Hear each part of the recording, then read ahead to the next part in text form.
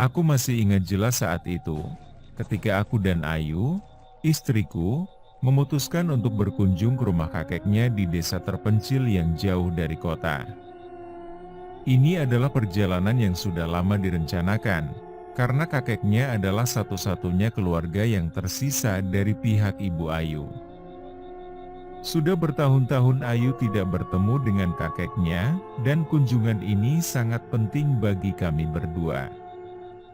Aku, sebagai suaminya, merasa berkewajiban untuk mendampingi Ayu, meski ada sesuatu yang ganjil sejak awal perjalanan. Ayu jarang sekali membicarakan tentang kakeknya. Ketika dia berbicara, selalu ada keheningan aneh yang menyusul, seolah-olah ada sesuatu yang tak diungkapkan. Namun, karena ini adalah keluarganya, aku menganggap ini biasa saja. Aku berpikir, mungkin memang ada sejarah keluarga yang sensitif. Perjalanan dimulai pada sore hari. Langit cerah saat kami berangkat, tetapi semakin jauh kami meninggalkan kota, cuaca mulai berubah. Kabut perlahan muncul, menyelimuti jalan, dan udara semakin dingin. Kami berada di dalam mobil, melaju di jalanan yang semakin lama semakin sepi.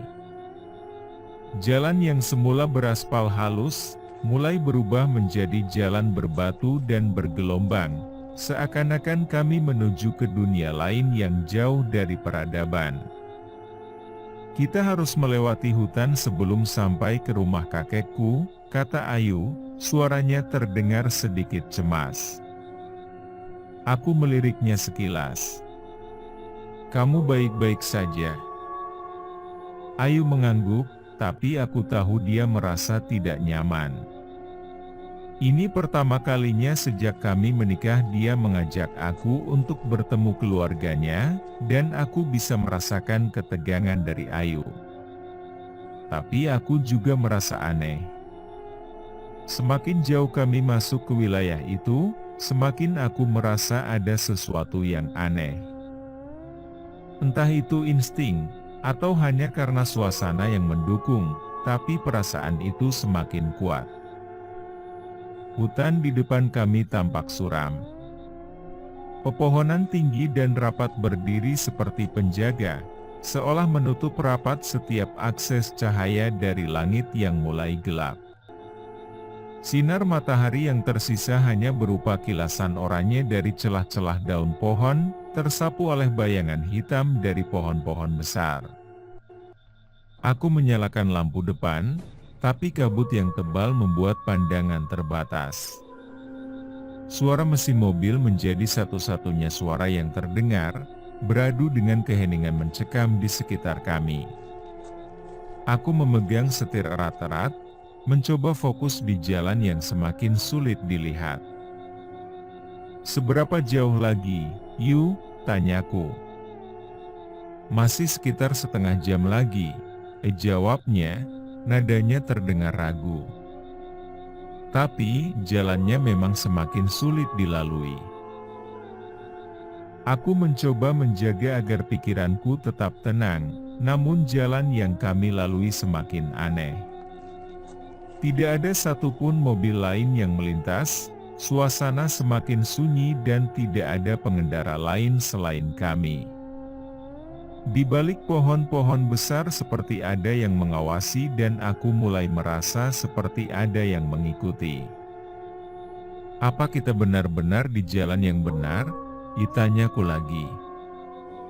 Ayu menatap ponselnya, tetapi tidak ada sinyal. Aku yakin ini jalannya. Aku ingat dulu kesini bersama ibu. Tapi, rasanya berbeda. Ucap Ayu. Kami melaju terus melewati hutan. Matahari benar-benar tenggelam sekarang, dan malam mulai menyelimuti suasana menjadi semakin gelap. Aku merasa ada yang aneh. Setiap kali aku melihat ke cermin spion, seolah-olah ada sesuatu yang bergerak cepat di antara pepohonan, Tapi setiap kali aku mencoba memastikan, tidak ada apa-apa. Aku merasa kita diawasi, bisiku pada Ayu. Dia tidak menjawab, hanya menatap lurus ke depan dengan wajah tegang. Aku mencoba mengusir pikiran buruk itu, tetapi suasana semakin tidak nyaman. Lalu tiba-tiba, dari kegelapan, muncul sosok seorang pria tua yang berdiri di tengah jalan. Brak! Aku menginjak rem keras. Mobil berhenti mendadak, hampir menabrak pria tua itu. Aku dan Ayu terdiam dalam ketakutan. Dia berdiri di sana, tanpa bergerak. Tubuhnya dibalut dengan kain putih lusuh, wajahnya tidak jelas karena tertutup bayangan. Perlahan, aku turun dari mobil untuk melihat lebih dekat. "Apa yang kau lakukan?" Ayu berbisik dengan nada takut. "Dia mungkin butuh bantuan," jawabku, meski dalam hati aku juga diliputi rasa takut. Saat aku mendekat, pria tua itu menoleh dengan gerakan lambat, matanya yang kosong menatap langsung ke arahku. Kulitnya pucat, hampir seperti mayat. Tidak ada ekspresi di wajahnya, hanya kekosongan yang membuat jantungku berdetak kencang. "Kamu siapa?" Tanyaku. Suaraku hampir tak terdengar. Pria itu tidak menjawab, hanya menatapku sejenak sebelum akhirnya perlahan-lahan menghilang ke dalam kabut tebal di sekitar hutan. Ayu keluar dari mobil, wajahnya pucat. "Apa yang barusan terjadi? Siapa dia?" Aku tidak tahu," jawabku bingung. "Kita harus pergi dari sini." Kami bergegas kembali ke dalam mobil dan melanjutkan perjalanan dengan lebih hati-hati. Jantungku masih berdetak cepat, dan perasaan tidak nyaman. Aku tahu ada yang aneh, tapi aku tidak tahu apa itu. Setelah beberapa waktu, akhirnya kami sampai di desa. Tapi yang kami temukan hanyalah desa yang seperti sudah ditinggalkan oleh penduduknya. Tidak ada satupun cahaya dari rumah-rumah di sana, suasana sangat sepi. Jalan yang kami lalui penuh dengan rumput liar, dan rumah-rumah yang ada tampak seperti bangunan yang sudah bertahun-tahun ditinggalkan.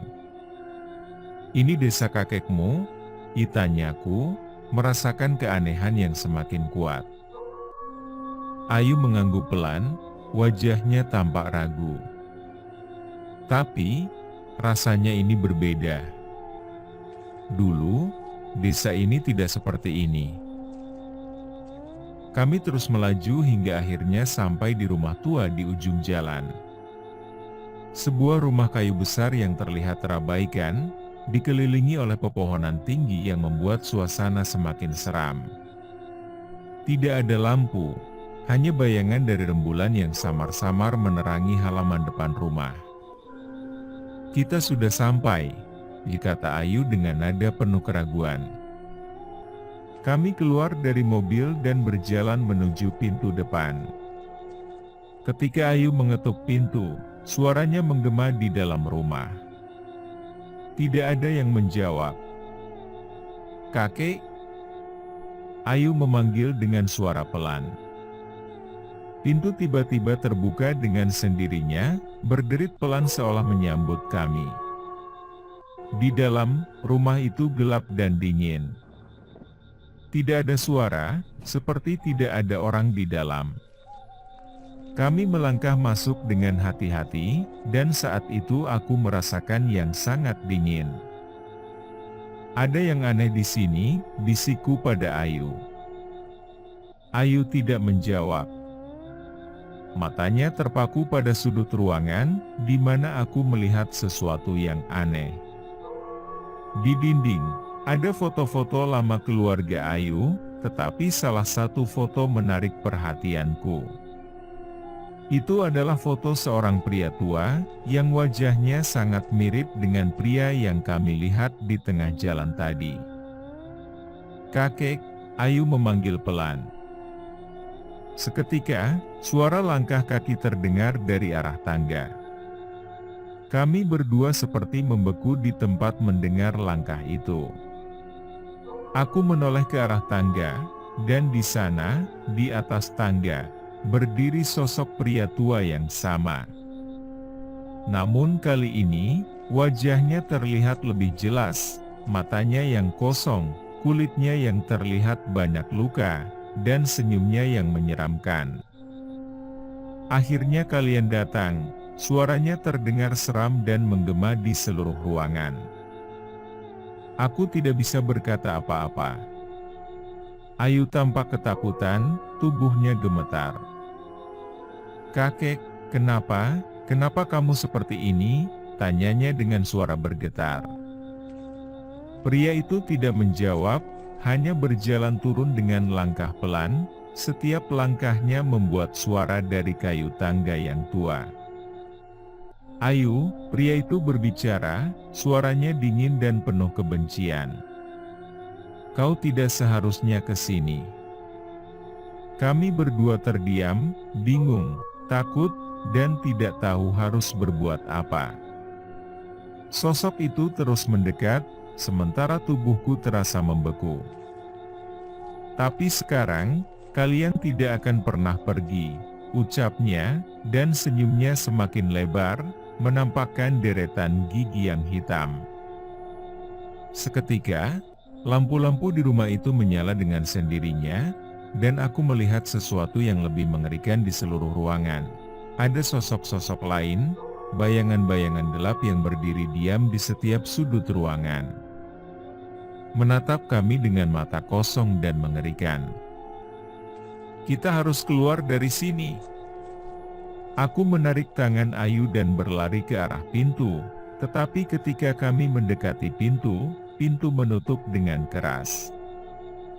"Kalian tidak akan pernah bisa pergi." Suara kakeknya terdengar semakin dekat, suasana semakin menyeramkan. Tiba-tiba, suara tawa mengerikan terdengar, bukan hanya dari kakek, tetapi juga dari semua sosok yang ada di ruangan itu. Ruangan seperti mulai berputar, dinding-dinding berubah menjadi hitam pekat, seolah-olah suasana ruangan ditelan oleh kegelapan. Dan kemudian, semuanya menjadi gelap gulita. Tiba-tiba aku terbangun di dalam mobil, keringat dingin mengucur dari dahiku. Ayu duduk di sampingku. Ternyata kami masih berada di tengah jalan, di hutan yang sama, seolah-olah perjalanan kami hanya di situ-situ saja. "Apa yang baru saja terjadi?"